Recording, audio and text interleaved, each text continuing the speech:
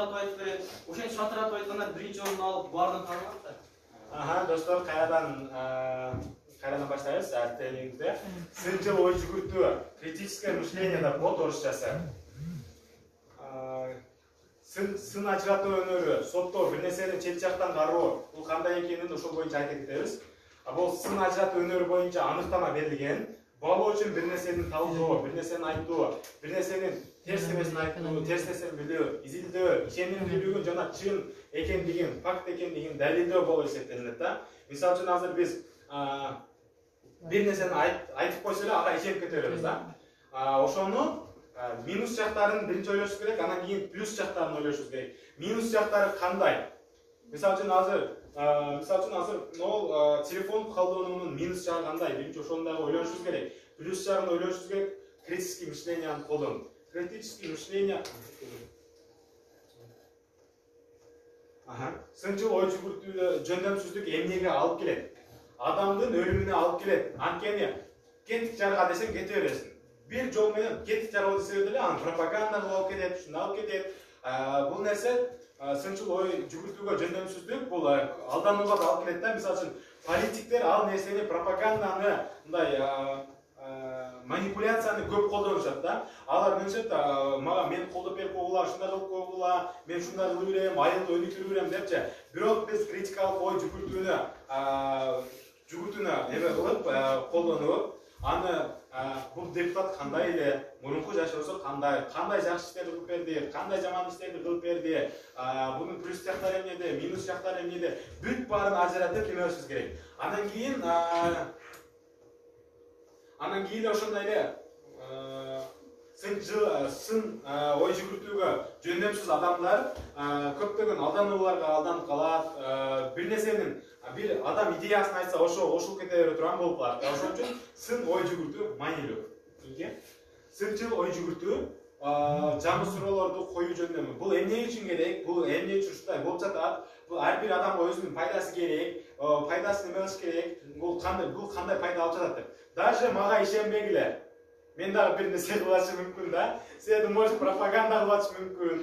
Сен азыр ишениңер да турабы? Уже мен силерди бир жакка тартып коюш мүмкүн да, мүмкүн. Чын эмес, мүмкүн. Ошону карап көргүлө. Чын эле Тимур маанилүү нерсени сүйлөп атабы же маанисиз нерсени сүйлөп атабы? Буга ишенсе болобу, чын айтып атабы же жалган айтып атабы депчи. Ошонун дагы ой жүгүртүп билишибиз керек. Кыргызстандын негизги проблемаларынын бири ошол сынчыл ой жүгүртпөгөн жаштардын көпчүлүгүндө. Жаштар бар жок нерсенде калыбыз, жакшы нерсе жакшы кылып, суроо кылып, козулуп айтып койсо эле, значит бул жакшы нерсе экен деп кете беребиз. Аны дагы суроо коюу жөндөп, ар кандай аргументтер иштеп чыгыш керек. Ушундай болсо ушундай болот. Эгерде биз ушул депутатка голосовать этсек, бул ушундай кылыш мүмкүн. Ушундай кылбаш мүмкүн деп айтыш мүмкүн да. Андан кийин сынчыл ой жүгүртүү менен биз көз карандысыз, терең ойлонуп, эч кимдин пропагандасына алдырбай, жөн эле мындай ойлонууга жөнүндүүлүгүбүз пайда болот. Ой жүгүртүүнүн 5 принцибин айтылган. Эң биринчи туура суроо коюш керек. Бул ким? Эмне үчүн бул өтүп жатат? Эмне үчүн бул бир нерсени бизге гана сүйлөп жатат? Эмне үчүн бул мындай нерсени чогултуп уюштуруп жатат? Ошол боюнча да суроо беришибиз керек. Ар бир нерсеге суроо берүү менен анын чыныгы жыйынтыгына келип жетсек болот да. Мисалы үчүн журналистикада эле бизде да суроо берип, анан кийин ошол макаланын акырына жетебиз да. Мисалы үчүн мындай барып туруп эле сиз эмне үчүн мындай кылып жатасыз эле мен элдердин пайдасы үчүн эле деп эме коюш мүмкүн да. Биз сурашыбыз керек андан эмне үчүн элдер пайда алат мындан? Бунун артыкчылыктары кандай? Бул менен элдер эмнени алат? Эмнени алса болот? Бүт баарын эме чыгышыбыз керек да. Суроону туура коюш керек экен. Демек, биринчиси, маалымат баштапкы шекит, бирок акыркы шекит эмес. Маалыматты баш жагын окуп эле, калган жагын окубай биз мына түзүтүп коебуз азырчы. Азыр окуйбуз, көптөгөн эме фейк маалыматтар болуп атат да. Эме болуп атат. У коргоштун ичүү менен коронавирустан дарыланса болот экен депчи. Анан тауктарга барабыз дагы у коргоштун ич баштайбыз да, анан ошо отравление болуп калат. Аны дагы маалыматты баштапкы шекиттен эле биринчи немесинен эмес, бүт баарын аныктап неме кылыш керек. Так, 5-чи принцип башкалар менен өз ара аракет талкуулоо, түзүлгөн коомдук ой жүгүртүү. Башка адамдардын мнениясын суроо, алар менен талкуулоо нерсени, Анан кийин ишенимдүү ой жүгүртүү. Буга ишенсе болобу, ишенсе болбойбу. Анан мен кайсы маалымат булактарына ишене алам? Ошону дагы карап кетиш керек. Бул ой жүгүртүүгө көз карандысыз. Анан көз карандысыз эме болуш керек. Бир позициядан эмес, ар башка позициядан карап көрүш керек. Мисалы үчүн мугалимдердин позициясынан карап көргөндө окуучулар башкача көрүшү мүмкүн. Бирок эгерде комиссиянын көз карашы менен караганда, бул жактагы окуучулар совсем эле башка болуп калышы мүмкүн да. Ошон үчүн өзүңү башка бирөөнүн терисин кийип карап көрүү деген да принцип бар да. Бирөөнүн терисин кийип бул жөнүндө суроолорду берип карап көрүш керек. Сынчыл ой жүгүртүүдө орун алган адамдар акыл эс жана руханий алсыздыгын көрсөтүшөт. Акыркылар кысымга туруштук бере албай, башкалардын айтканындай жашайт. Бул боюнча биринчи айтып кеттим.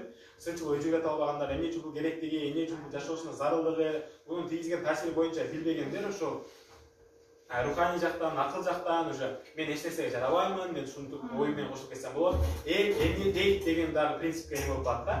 Ошон үчүн бул жерде тренингдер, семинарлар өтүп жүрөт. Кийинки суроо. Биздин жашообуздагы ар бирибиздин максатыбыз бар.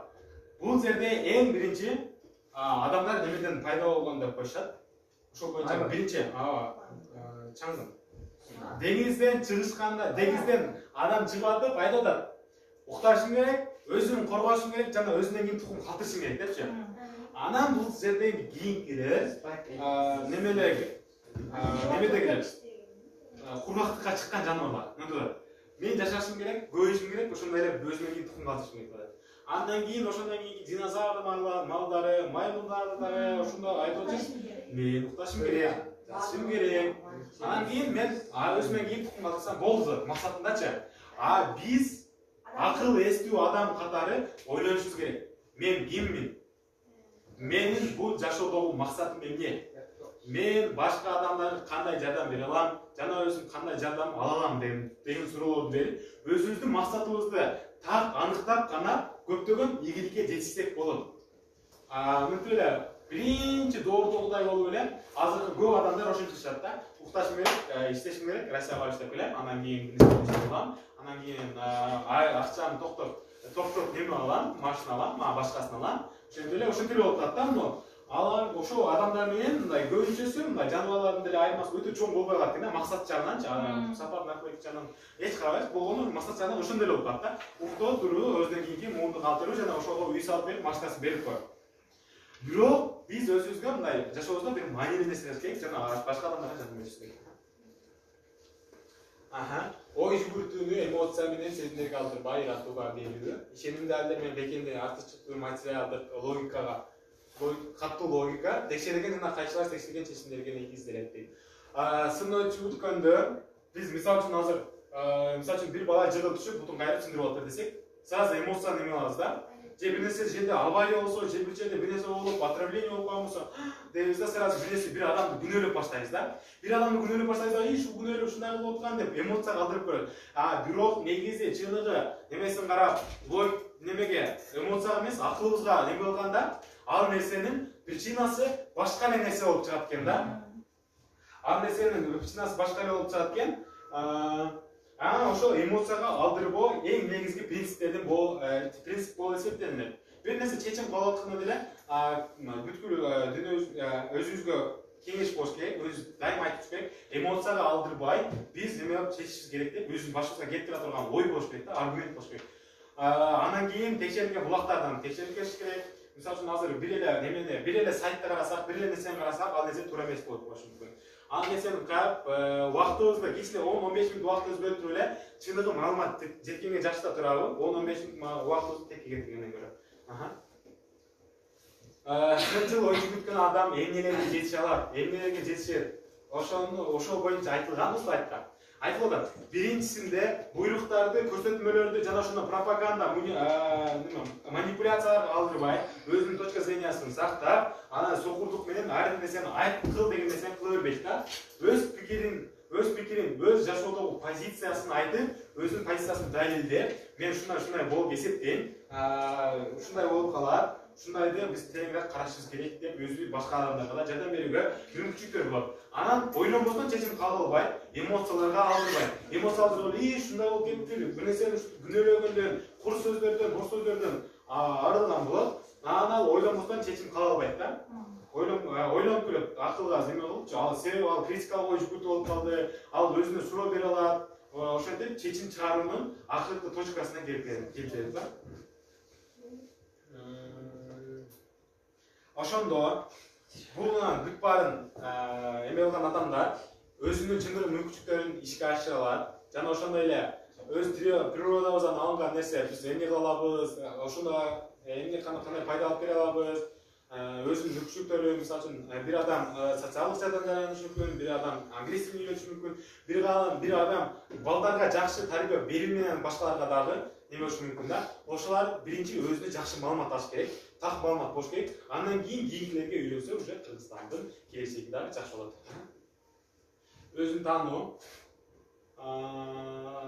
өзүн кантип тааный аласың деген суроосунда, өзүңө сырттан саресеп салганда гана, бирөөнүн жаасынан карап көргөндө, мен азыр өзүм айтышым мүмкүн да. Мен Тимур ушундай адаммын, шундаймын. Мен өтө жакшы адам кылам, мен тренингтерди өтүп берем, жана ушундай жаштарга жардам берем депчи. Бирок негизи мен өзүмдүн терими бул жакта калтырып, оюм менен мынтип карап көрсөм, башка эле Тимур келип чыгат да. Балким ал жалпоодур, балким ал китеп окубайттыр, балким ал адамдарды жаман көрөттүр, таза жүргөндөрдү. Ошентип карап, сырттан саресеп салганда гана өзүнүн кандай экенин көрсөң болот. Анан кийин өзүнүн кандай экенин да көрсө болоонун бир себеби, бир немеси, камера астында дагы сүйлөө жакшы. Мисалы үчүн өздөрүңөр да жөн эле өзү бар бирибизде телефондор бар, ошол менен карап, өзүбүздүн мисалы үчүн бир иш-чараларда өзүбүздү сырт жактан карасак дагы, кандай жүргөнүбүздү, кантип башып атканыбызды мынтип бүкүрүп отпасак, анан кийинки күндөрү эстейбиз да, мынтип басыш керек экен депчи. Камера көргөндөр мынтип калабыз да, анан өзүбүз внешний вид тарасамдап калабыз. Бирибизде көрүп калабыз, галстугубуз кыйшылып калат, бейжиктерибиз кыйшылып калат. Бейжиктер ошонун кийинкиде эске алабыз да. Ошо сырттан дагы карап көргөн адамдарга пайдалуу болуп келет да. Андан кийин ар бирибиз жатканда эң маанилүү кеңеш өткөн күнгө саресеп чалуу. Мен жатканда ойлонушубуз керек. Телефонду 1 саат мурун коюп коюшубуз керек. Анткени телефон зыян да жаткандачы. Телефонду коюп, анан биз ойлонушубуз керек да. Көбүнчө ойлонуп, ошондой эле бүгүнкү күнгө рахмат айтып, өзүбүздүн ишенимиздер бар да. Мисалы үчүн кээбиркээ мусулман, кээбиркээ христиан, кээбиркээ атеист, өзүнүн динине карап, өзү ыраазычтыктарын билдирип, ата-энесине, коомчулугуна ыраазычтык билдирип, анан кийин эмнени кыла алат элем, жана эмнени кылсам болот, кайсы планым ишке ашты деп жашасак гана өзүбүз критикалык ой жүгүрткөн, өзүбүз дагы өнүккөн адам катары танылабыз да. Бүгүн мисалы үчүн мен жатканда ойлонушум мүмкүн, бүгүн тренингде мен кайсы айыл өтпөй калдым, эмне айтпай калдым, кайсы баланы сурабай калдым депчи. Ошого дагы кийинкисинде эске алып, ага дагы бүт бардык адамдарга подход жасаганы туура болот да. Кийинки слайд. Bundan өткөзөк. Көйгөйлөрдү чечүү. Маалыматтарды такташ керек, текшериш керек. Кайсы сайттан алынганы, кайсы жерден алынганы, ал ишенимдүү источник, ошолордун бүт баарын караш керек. Анан бир эле чечимдердин негизинде анан токтолуп калыш керек. 2-3 аргументтерди, 2-3 теорияны зерттеп көрүш керек. Эмне болсо, мындай болсо, бир ситуацияны карап көрөбүз, шу жол менен кетсе, адам ушуга жетет депчи. Экинчи жолду карап көрөлү, үчүнчү жолду карап көрөлү. Биз ойлойбуз да, жашоодо бир гана жол бар, ошол боюнча гана барышыбыз керек депчи. Жок, жашоодо ар кандай жолдор бар. Бир жол жакшы жол болуш мүмкүн, бир жол жаман жол болуш мүмкүн. Ошолорду анализдеп билиш керек. Анан көйгөйлөрдү чечүүнүн 5 баскычтар турат. Буну ар бирибиз көйгөйдү чечүүдө колдонсок болот. Даярданыш керек биринчи. Көйгөй менен тааныш керек, эмнени болот, себеби эмнеде, жана эмнелер менен жетишсек болот, эмнелерди кылсак болот деп. Андан кийин эмоцияларга калтырбай, мурунку советтерди эске алып, акыркы чечим тандоодо натыйжасын баалоо. Бунун натыйжасы эмнеде болот? Бунун натыйжасы менен биз эмнеге жетишебиз дегендерди так толук немелешибиз керек да. Чыгармачылык менен карап көрүшүбүз керек. Бул жерде ак лист, ак неме эч нерсе жетпейт. Мисалы үчүн телефондорубузга заметки жазсак болот. Бирок мына ак кагаз менен ручкага жазуу бул мээге да пайдалуу, өзүңөргө да пайдалуу. Эске сактап калуу да оңой. Ошон үчүн азыр эгерде баалуу кеңештер болуп атат, бул жерде жазып отурсаңар эң сонун болот. Анткени өзүңөрдүн жашооңордо дагы кийин алданбаш үчүн, манипуляцияга ар нерсеге алдырбаш үчүн бул советтерди колдонуп неме кылсаңар болот да. Ошон үчүн жазып, эме кылып сактап, эгер мүмкүнчүлүгүңөр болсо телефонго тартып, кайталап отуруп, кийин дагы үйгө баргандан кийин дагы кайталап койсоңор, ал өзүңөрдүн эсиңерде өтө жакшы калат. Эгерде силер тартып алып, ушулар түшүнүп, ата-энелериңерге, дос курбуларыңарга, башкаларга айтып берсеңер дагы, алар дагы пайдасын алат. Коркуу сезими, мисалы үчүн азыр ар кандай коркуулар болот. Мисалы үчүн диний коомдордо Кудайдын бергенине демек болуп өткөн окуяларга алардын сын көз караш менен колудан коркобуз да, мынтип христиандар мынтип айткан, ушинтип айткан, мынтип айткан деп ошолардын немесине керкилепин сөздөрүнө алдырып беребиз. Мисалы үчүн азыр терроризм, башка нерсе болуп атат да. Ал нерселерге дагы ошолар туура эмес нерсеге үгүттөшү мүмкүн. Ошоларга каршы чыккандан көрө биз коркобуз да, биз мусулман динибизге же христиан динибизге же атеизмге эме каршы чыгып алабыз депчи. Ал эми ошондой эле тоталитардык мамлекеттерде жарандар өкмөт мүчөлөрү жаңылышат деп ойлоодон да коркушат. Мисалы үчүн Ким Чен Ынды таанысыңарбы? Кореянын президенти. Ким Чен Ындан баары коркушат. Баары таанышат. Ал жерде Ким Чен Ын жаман деп айтышкан, анын кылган аракеттерин козгоодон дагы коркушат, туурабы? Мисалы үчүн алар эмне жаза алышпайт мамлекетинде. Эмне жөнүндө айта албайт президентке каршы. Жамандай албайт дагы. Каршы албайт дагы. Митингге чыкпайт дагы. Анткени алар эгерде кандайдыр бир мамлекетке каршы чыкса, аны бир торго өзүн өстүрөт, ошол дагы ошо коркуу сезимге кирет, ошо буйруктарын алардын иштерин менен аткарышат да, анысы. Биз Кыргыз мамлекетинде азыр кеңирибиз, калса митингге чыгабыз, калса айлык өткөзүп кетебиз, коркуу сезими жок. Бул Максуда деген ошо биздин тренерибиз, Максуда аты жазылып калган. Андан кийин ошонун ордуна чыгылган деп элестете бергиле. Мага ишенсе болобу? Айткандарын текшерип көрөм, балким мен жалган айтып, силерди пропаганда кылып, дагы бир нерсе кошуп аткандыр. 2020 жылы ашылат деп сиз айтабыз го. Ошол нерсени ишенип атам да, менчи.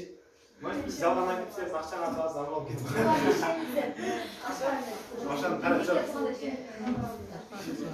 Ошол нерсеге ачылганда ишенип. Ал нерсе мындай ойлонуп көрсөң керек. Суроо деши керек да, марачы. Ал нерсе чындап эле ашылып аласыңарбы? Ал нерсеге жетиштүү адистериңер барбы? Андай мындай депчи.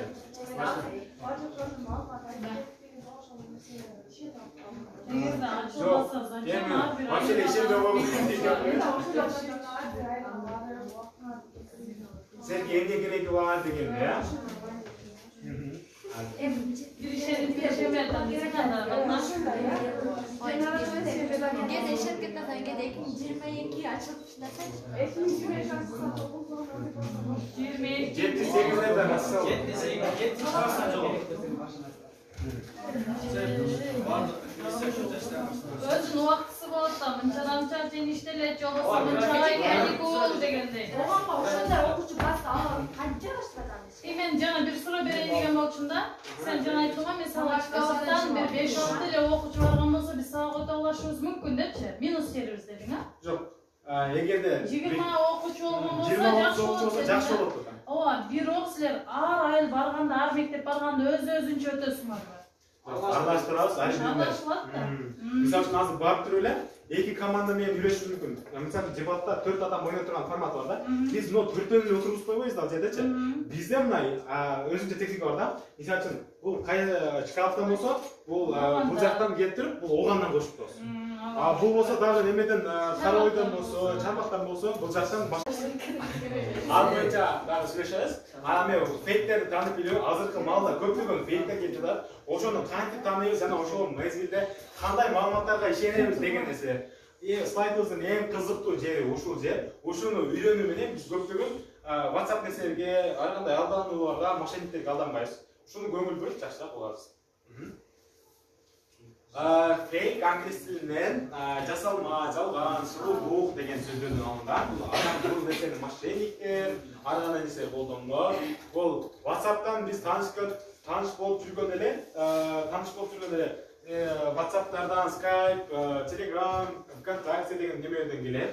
Алар сүрөт түрүндө, видео түрүндө келет. Үн түрүндө, текст түрүндө келет. ал боюнча дагы токтолобуз. Кандай үн түрүндө кандай келет, текст түрүндө кандай келет, аларды кантип антилебиз. Ал азыр болсо фейктин максаты боюнча айта кетсек, фейктин максаты мисалы үчүн выбор болуп жаткан мезгилде азыр депутаттардын шайлоосу болду да бул жерде да. Депутаттын шайлоосунда бул фейкти колдонуш мүмкүн.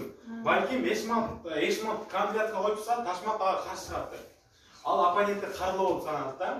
Оппонентти карылап, жок, бул нерсе, бул адам айылдын өнүгүшүнө зыян тийгизген. Бул суу неме кылганда бул колдобой койгон. Бул адамдарга эч качан жардам берген эмес, ушундай жардам бергенге да аракет кылган эмес деп айтат да. Ал бул болсо чын эмес, мындай чындыгына келип келгенде ал сууга эң маанилүү вкладты ошо кошуш мүмкүн да. Ал эми дагы бир оппоненти каралган башка дагы тамашалоодор бар да. Мисалы үчүн мен барып туруп Ташматты тамашалаш мүмкүн да, текменчи. Неме болуп туруп, азыр көптөгөн немелер болуп атат, сервистер, Photoshop деген нерселер бар. Азыр ар бир телефонго келип туруп, иншоттон биз ошо арканты фондорун өзгөртүп, неме коюш мүмкүн да. Балким ошол өкмөт тараптан эле балким бул кызды барып туруп, балким бул айтып коюш мүмкүн да, тамашалапчы. Бул экстремисттер менен жүрөт. Бул ушинтип, мына демилген жаштар деген бир нерсеге кошулуп кетипти деп бизди тамашалап, тамашалоо иретинде да, карылоо иретинде да айтып коюш мүмкүн да. Акча өндүрүшөт. Айтышат да, Садыр Жапаров бул коргошунду ичүү менен ошо адамдарды дарылоосо болот экендигин аныктап чыкты. Биз ошо сайтка WhatsApp'тан келет. WhatsApp'тан ошого киребиз. Киргенде адамга биздин просмотр, алардын просмотр көрөт да. Алар көрөт да, андан кийин силер мынтип киргениңер үчүн алар акча алышат.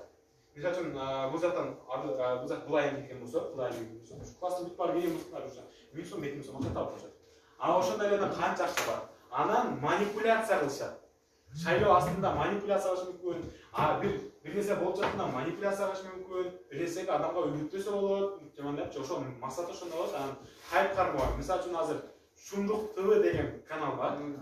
Ага толук түрдө каршы эмесмин, бирок ал хайп кармоо максатында дагы эмоционалдуу тексттерди ар кандай мындай башкача риторика болбойт да, адамдардын несин көрүшү кийген. Фейк тандоо үчүн жети кеңеш. Маалымат булагы кийим, ал ишенимдүү. Сиз кайсы сайттан окуганыңызда карап көрүңүз. Мисалы үчүн азыр биз көбүнчөсү видео ролик кана көрүп эле ошондой эле маалымат алабыз. Мисалы үчүн буларды айтып кетсек, азыр видео фото түрүндө мына Сооронбай Жээнбековдун али президенттер чогулушунда пакет кармап отурганын көрдүңөр беле? Ушундай сүрөт көп болуп кеткен да. Адамдар Сооронбай Жээнбеков бизди уят кылды кыргыз элин деп чыгышкан да. Эмне үчүн дегенде ал неме коюңуз марек болсун деген пакеттерди алып алып жүрөт деген да. Айкен. Кымбатыраак эле пакет кармаса болбойт деген. Кымбатыраак пакет алса болбойбу, аны алса албай койсо деле болбойбу. Ушунча нерсеси болуп турат. Ушунча нерсе болуп жатат депчи. Анан кийин чындыгында факт чектинг жемесе журналисттердин аныктоосу боюнча бул болгону фейк экен да. Бул тамашалаа иретинде эле, хайп кармоо иретинде эле калаа неме кылып коюшту. Жасап койгон. Жасап койгондары ошентип немелер президент дагы каралап тамашалап жүрөт. Ал мынтип балким бул немеси чын эле болушу мүмкүн. Балким. Бирок пакетти коюп коюш оңой эле да азырчы. Любой телефонду мен деле коюп коюм. Пусть дагы карматып коймай, спасибо за покупку дегендечи.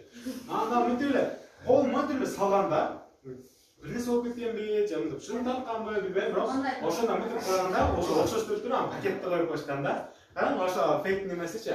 Анан каптардагы эмне экен? Алтын. Дагы кандай эмнелер бар? Чын деп ойлойсуңарбы? Жок. Картошка. Картошкадыр. Алда миллион турайлы балким картошка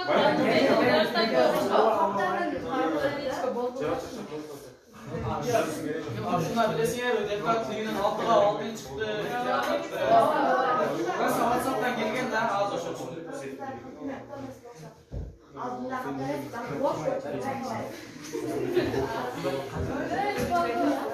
Aha.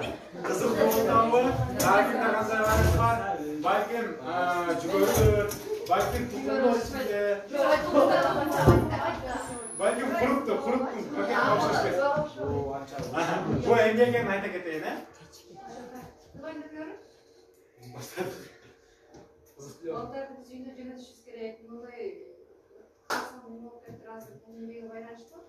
Өте көп плат. Азыр тезек күнүнөн өтөбүз. Тез кыйын алгандар болсо бул сөзсүз тренинг эмес, бул эле кааныме желательно. Каасаңыздар келсеңиз болот.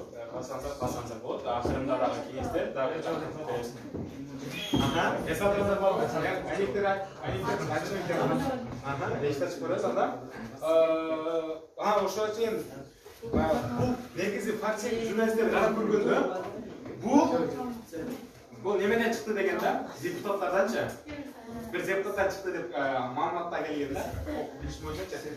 Анан бул негизи бир депутаттын үйүнөн алтын табылып ушунча швейцарский банкта шундай счеттер бар экен, шундай бар экен, кап болду, тапканбыз экен да. А на самом деле бул бир Өзбекстандык миллионердин немеси акчасы экен да. А буну биздин депутаттар алтын эле акча да. Өзбекстанда бир миллионердин үйүндө экен. Алам чын алтын эмес болсо эле. Миллионердин Кыргызстан бюджетине караганда 2 эсе көп да. Ошон карты чыгарган. Баш темадан чечим чыгармаңыз, макаланы окуп жүрүңүз. У коргошун жакшы экен деп койсо эле, балким ал нерсенин у коргошун башка нерсени айтканды ошон үчүн окуш керек. Мисалы үчүн азыр укол сайган жаш балдардын ден соолугуна таасир тийгизет экен деп койсо эле, башында адамдарды кызыктырыш үчүн биз айтабыз: апа, баланы апарбай эле коюң, ал бир нерсе болуп ооруп калышы мүмкүн экен. Интернетте жүрөт, ал нерсе бар жолу билишет. Коюң, атып эле коюң депчи. Аны банан боюнча, ВИЧ боюнча чыкты го. Барыбыз билебиз да. Бананын ичинде кызыл бир нерсе сайып койт экен да. Негизи аны изилдеп чыгышканда бананга эле атайын эле. Кыйын эмес да. Бананды алып туруп эле шприц таласындагы ортосуна кызыл ипинден салып туруп, туруп ачып туруп, ВИЧ чыгып атат.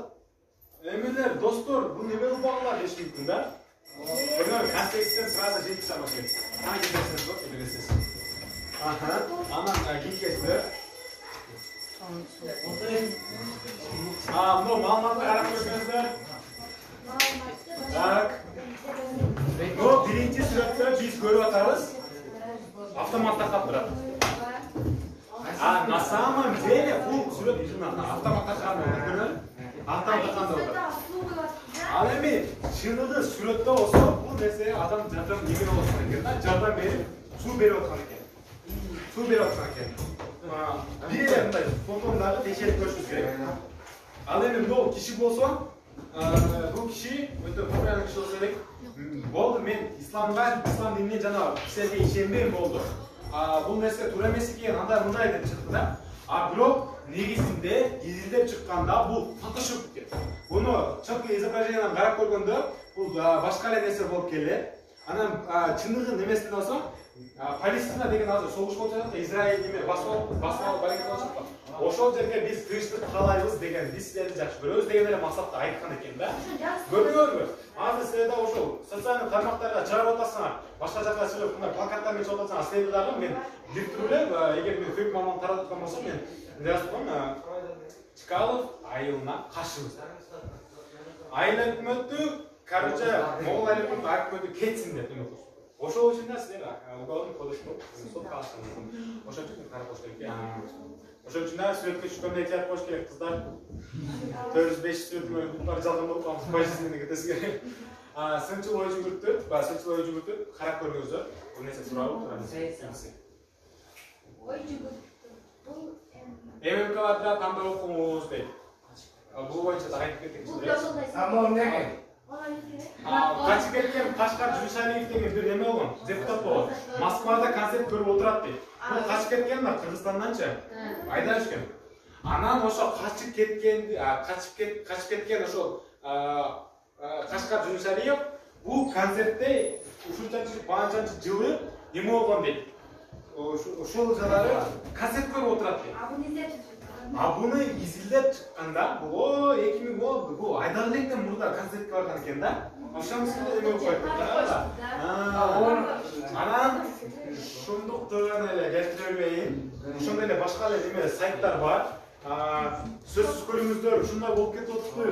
Анда мындай буну YouTube'дан удалить этип кое элек да.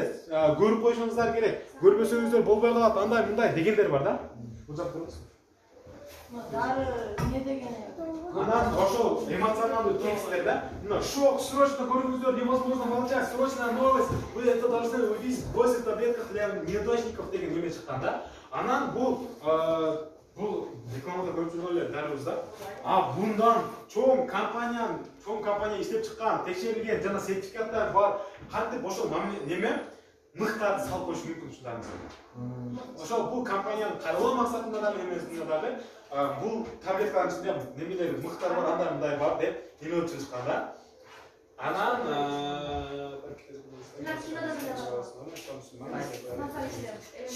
Анан но кийинки сүрөттөрдү көрсөк, бул видеону карасак WhatsApp'тан келген. Жаксыбек ага дейт. Көрдүңүзбү? Ошо текст түрүндө, видео түрүндө келген неме фейк маалымат болуп эсептелинет.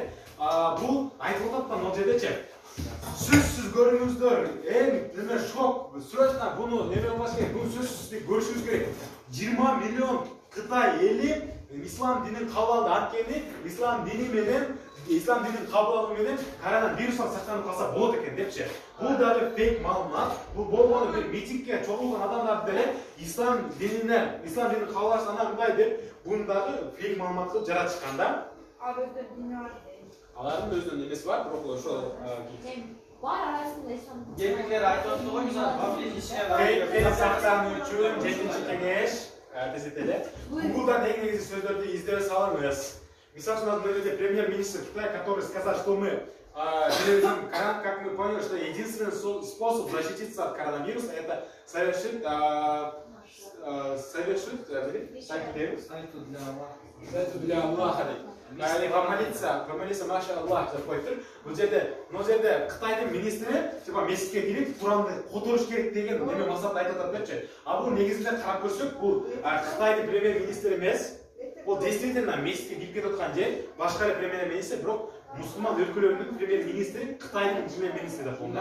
Бул Индонезия или Камбоджанын премьер-министри, бул уже Кытайдын министри деп бизге жалган маалымат берип атат да.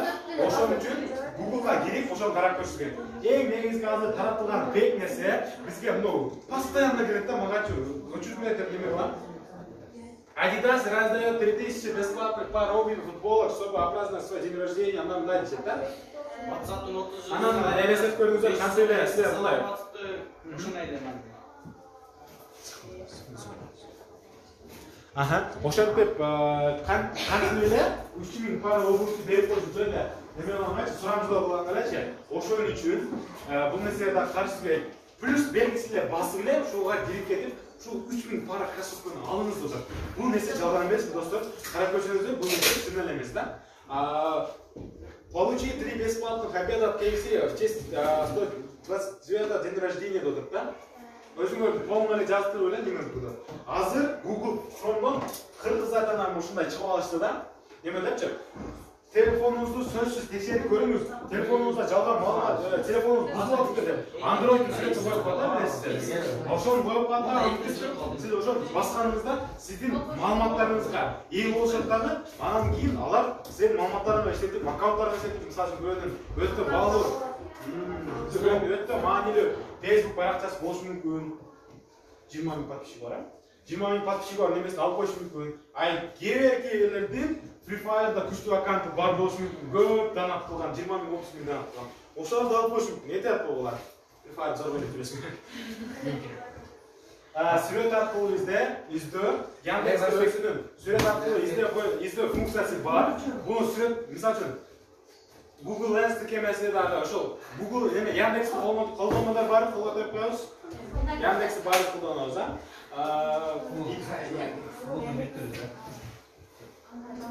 Ошол карап көргүлөр.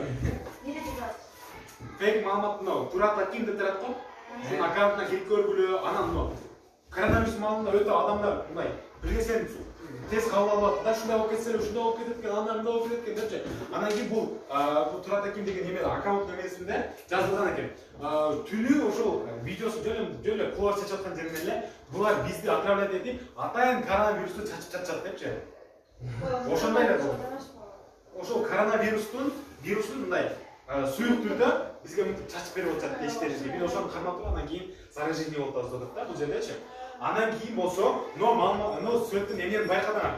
Бул эмеге Ага, дагы эмнени байкадыңыз? анан жылдызча болду. Өлгөн адамдар. Өлгөн адамдын немесине коет эле.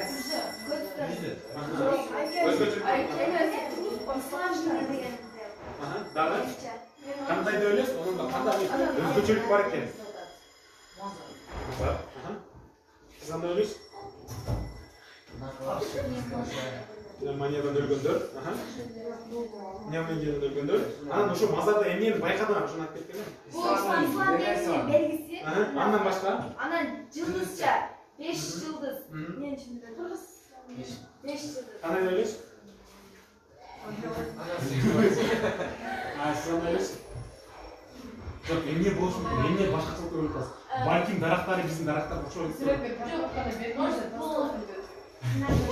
Эмелер болду, христиандар ушундай болду. Ошо. Башынан кош койбойт го. Бизде кош койбой эле жүрөбүз. Кош коюп туруп, крест коюшат. Алар өзүнчө синчетте жанагы деп. Эми карап туруңар, балдар. Сиз кандай өлөсүз экен? Кандай өзгөчөлүк бар экен биздин мүрзөлөргө караганда? Башка стиль экен. Вот.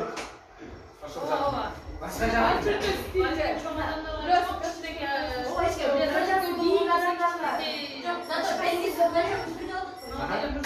Мен айтып берейин, бул мүрзө, чындык эле мүрзө, просто айтып атат да, ошто мына тең контекстин карагыла, ошого карап дагы бир чечим чыгарабыз да. Контекстин карабай коюңуз турыңуз. Ошто мындай мүрзөлөр бар экен көргөнсүздөр бе? Жок. Азыр жерде кичинекей жылдыз коюп, биздин стилибиз башкача да, башкача кылып коебуз. Бул жерде болсо Турциянын немесине коюп койгон. Карадыңарбы? Фейк маалымат булдарчы. Кандай балдар өлбөйт өзү. Пневмониядан адамдар балдар өзү аз өлдү айчыгы. Аз өлдү. Бирок болсо мына айтып атат, түндөсү алып келип адамдар күн болсо деп жазып калды. Да башка нерсе сүрөттү коюп койгон. Мен анча саатка кирип келдим. Балданын арасына өскөндө үйгөргө тез жөнөп эле окуңар.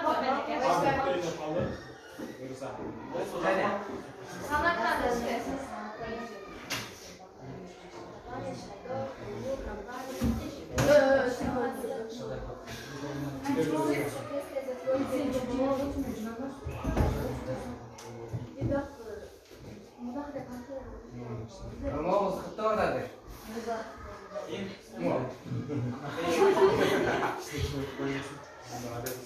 Балдарыңыздар, медиа сапаттуулук боюнча кичине өтүп коелу. Өтө шашылгандар жокпу? Медиа сапаттуулук мен ошол санамда көрсөтүлгөн эле, жана ошондой эле өзүмдүн эмелеримди бөлүшкүм эле. Медиа маалыматтык сапаттуулук. Азыр эмнени байкап турасыздар? Бул жерде кимдер турат? Булар эмне кылып атышат? Телефон бирок азыркы абал кандай болуп атат? Азыркы абалда эч кандай эме жок да, бар чекте телефон чыкпайт. Газета окуйбузбу? Жок. Окубайбызбы? Радио угабызбы? Жок. Радио угабызбы? Угабызбы. Канча мынчабыз? Көрүңүз.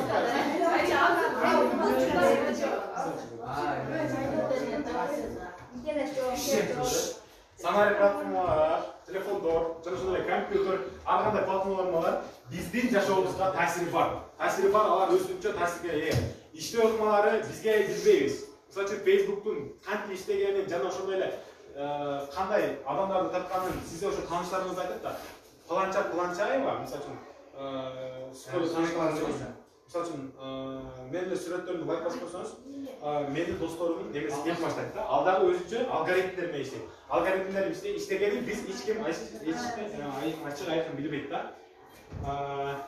Азыркы авторлор 70-жылдары, 20-жылдын 70-жылдары авторлор дегенде эмнени алабыз?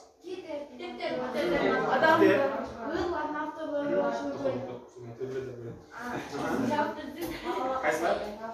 Мақала таптар. Башқалар. Abi kesinlikle. Кино жарысында видео тартқандар, дағы фото тартқандар, дағы эмнелердин автору болушу?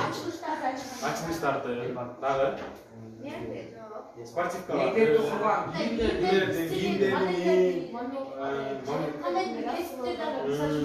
айбір нерсенин автору бар,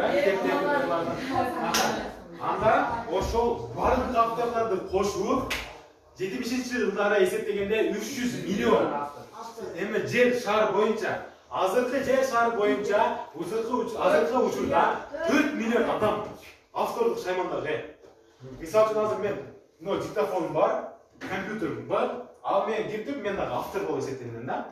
Анткени мен публикация чыгарам, класста курс боюнча, наркотик боюнча чыгарам, мен дагы автор болуп эсептелем. Ошол авторлордун мурда сапаттуу болсо, азыр сапатсыз болуп кетти да. Кичине бир нерсе жазып койсо ошол автор болуп кетет. Ошондо авторлор болуп кетти да. Чалабайнер орусу болуп кетти. Так. Но эмне көрүп турасың? Чырмаланган, түшүнбөгөн бир нерсени көрүп турасыз азыр, а? Ал азыркы жаштардын эмеси башкача Psikologiya.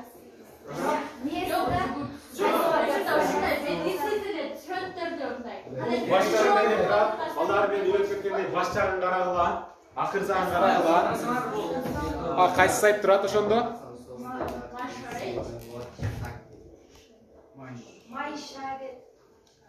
Gmail турат, а? Email турат. Email турат. Бул emailдин иштөө системасын айткан. Биз ойлойбуз, бул эки эле нерседен турат, бул ушундай эле нерседен биз түшүнөбүз депчи. Бирок бунун ар биринин өзүнүн тармактары бар. Ар бири өзүнүн ушунча алгоритм менен иштейт. Ошону биз түшүнбөгөн нерселер бар да, көрдүңөрбү? Биз аны түшүнбөйбүз, болгон алар разработчик деп түшүнөт. Биз болгон ошоларды колдонобуз. Так. Социал дилемма деген ошо таасири боюнча кичине видео роликке көңүл бурасыз? Есіңе болып қалмайбы? Ұрсам ашқан жүні. Кем кетіп келді? Оғызыңыр ашынып жығылсаңа біз жоқ береміз, е?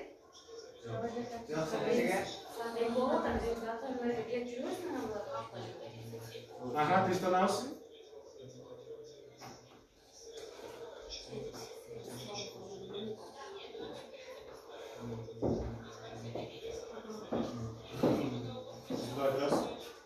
Еще хочешь минут?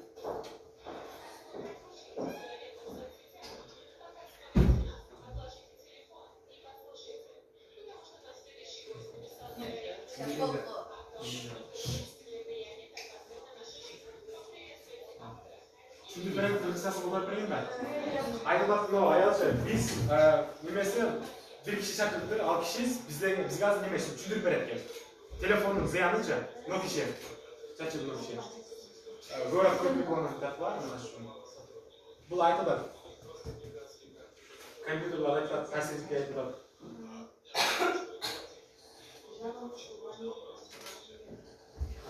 Азыр социальный немелер боюнча айтылады, сайттар боюнча. Биз технологиялар боюнча эч нерсе түшүнбөйбүз да. Мурда адамдар темелерди сатса, азыр адамдын өзүн сатып атат дейт. Биз Instagramга киребиз, бирок биз түшүнбөйбүз да, эмне болуп атканын, биз жөн эле Instagramды бекерде колдонуп атабыз деп ойлойбуз да. Бирок алар бизди колдонуп атат. Биз продукт болуп атабыз. Муну айтып берди.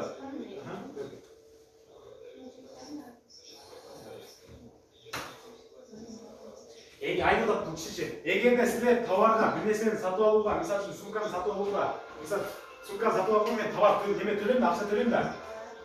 Бирок эгерде сен товарды сатып албасаң, сен өзүң товарсың да. Өзүң товарсың. Биздин маалыматтарыбызды башка бирөөлөргө сатышың керек. Мисалы үчүн телефондон бизге атабыз, канча Gmail да. Ошоларыбызды бүт баарына сатат да. Facebook, chat, Snapchat, Twitter, Instagram, YouTube баарыбызды көрүп калат. Кийин о будущий күйөөнкөчө аялына жибөөнкө болмосо силер кимге жүргөнү көрөт. Ошол үчүн эптеп болгула.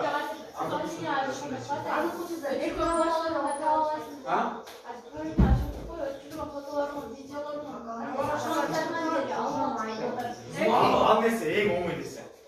Аны төлөгөн программисттер Азыр мындай болуп атат да. Рекламаны бизге көрсөтөт да, ошол боюнча түшүндүрүп берет. Рекламаны биз кызыккан темалар болуп калат да. Мисалы үчүн мен чөп боюнча адис болсом, чөп боюнча же машиналарга кызыксам, же бир нерселерге кызыксам, мага только ошоларды көрсөтөт, туурабы? Фейсбукта.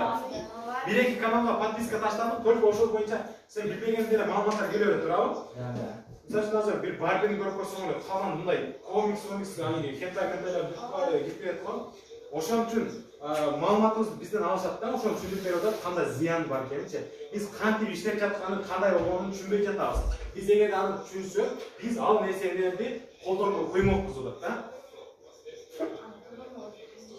Айтып атат да, болчу. Өз телефонун ойбу. Булар колдонушпайт булар. Facebook'ta açkanlığın işgirleri başta Facebook kollanışmaydı aytқанда. İşgirler biz alışın Facebook. Sebep biz produkt bulduğumuz gibi şu kampanyaya değil.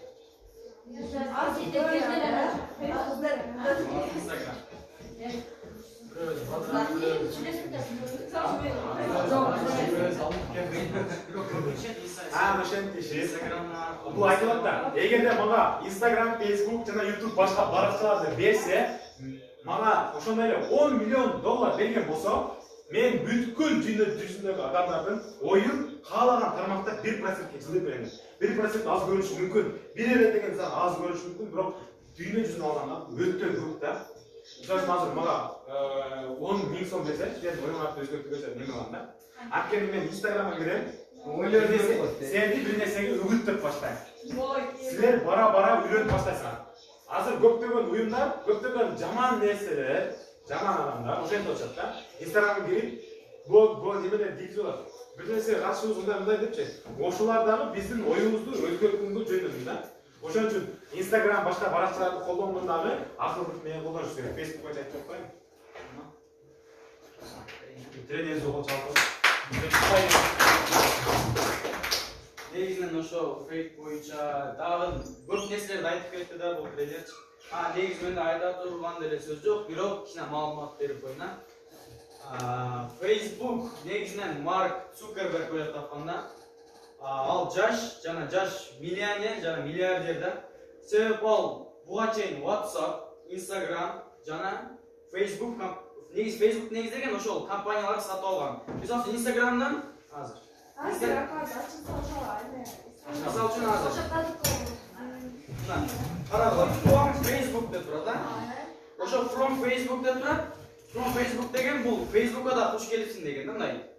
Сен Facebook менен уланганда, мисалы үчүн WhatsApp'ка история койдуң турабы сен? WhatsApp'ка история койдуң, сразу поделиться Facebook'кам деп турат да. Facebook уланган, Facebook'ка жүктөсөң эле болот ал историяны. Ошентип ал 3 мени сатып алган, жана дүйнөдөгү миллиардер адамдын катарына кирип калган да. Бирок өзү Instagram колдонот, Facebook колдонот, бирок анын ишкерлери Facebook, Instagram колдонбойт да. Себеп азыркы учурда ошол фейк маалыматтар боюнча деле көп нерселерди айтып кетти, дагы ошо Facebook'тун тезген таасири боюнча. Негизинен Instagram'да рекламалар көп болот, GIF, дагы не акча, мисалы үчүн тип идентификация, фейковый маалыматтар көп болот да. Себеп биз эмнесинен билебиз ал фейк маалыматтарды?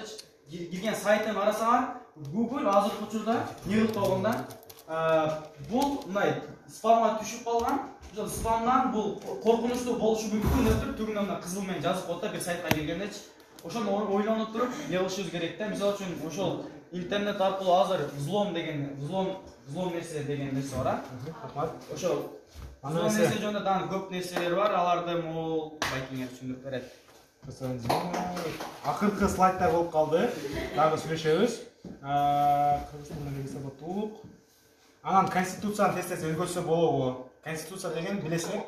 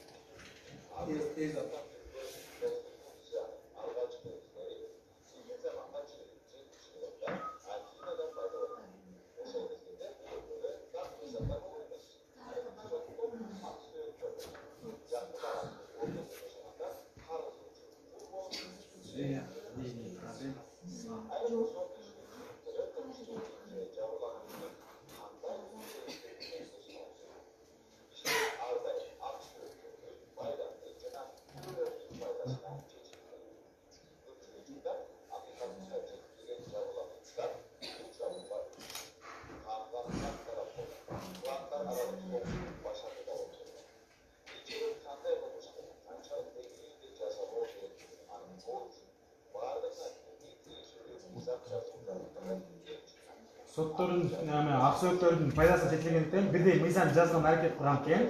Аны дракон жазган экен, Зубу угулуп жатабыз, мен айтып турайынбы?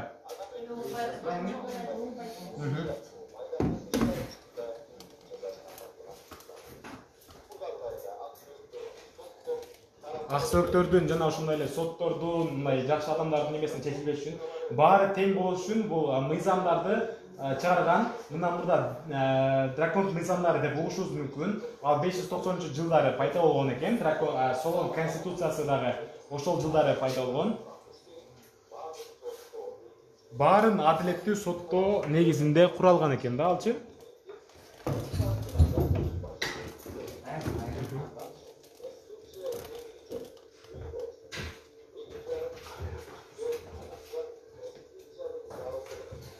Конституциянын зарылдыгын айтып, баары тең болуп баштаган экен ошол жердечи. Баардык кантип туруш керек, кандай эрежелер сакташ керек, ошолордун бүт баары ошол конституцияда жазылган экен.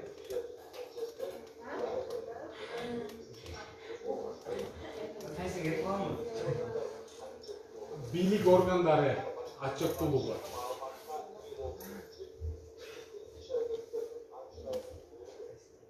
Ошол эле соттор ачык айкын угуш керек экен да немелеринчи. Бийликтен өзүнүн соттордун будактары, өзүнүн нерселеринин будактары бар.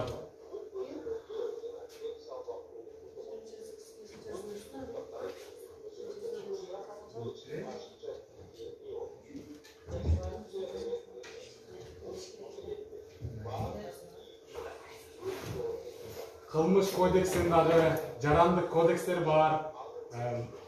Эске алынган конституцияда ар бир адамга тең укуктуулук берет да, өзүнүн ар биринин өзүнүн укуктары берилет да. Мындайча айткандачы, ар бир органдарга өзүнүн укуктары берилген конституциядачы.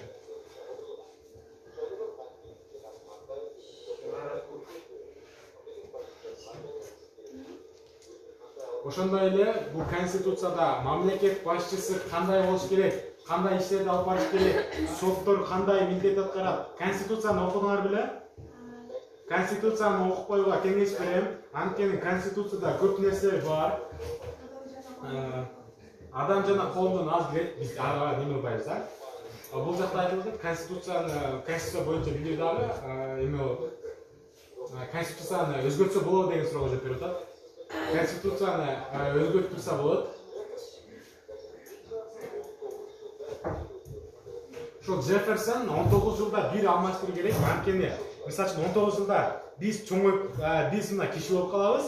Дагы 19 жылдан кийин өзгөртсө, бизден башка муундар дагы өзүнүн мненияларын кошконго, эми саны эмнеси болот да, мүмкүнчүлүк болот деп ойлогом.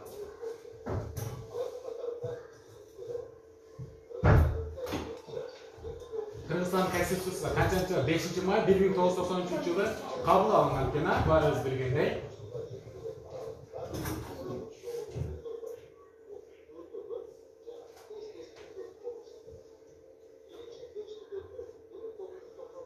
Кийинки түзөтүүлөр 98-ci, 2000-ci, 2003-cü, 96-cı жылдар болгон экен. Ар бир жылдар аралыгында тез-тез өзгөртүп конституциябыз.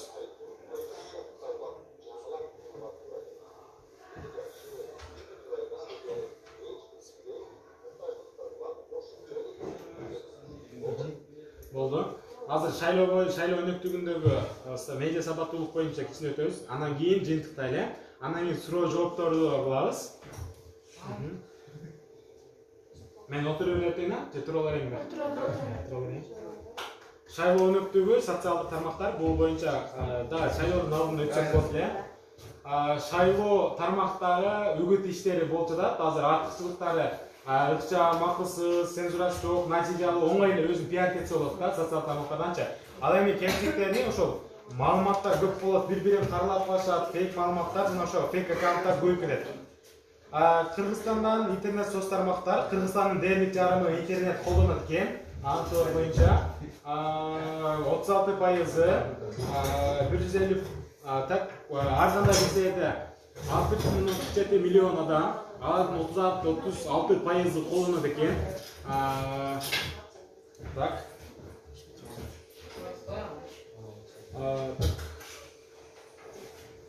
Ошол партиялар боюнча ичинде Facebook'ta эң биринчи биримдик неме баштап, ойгут иштер баштап, ошондо пост жарыялаган посттор боюнча ачылган.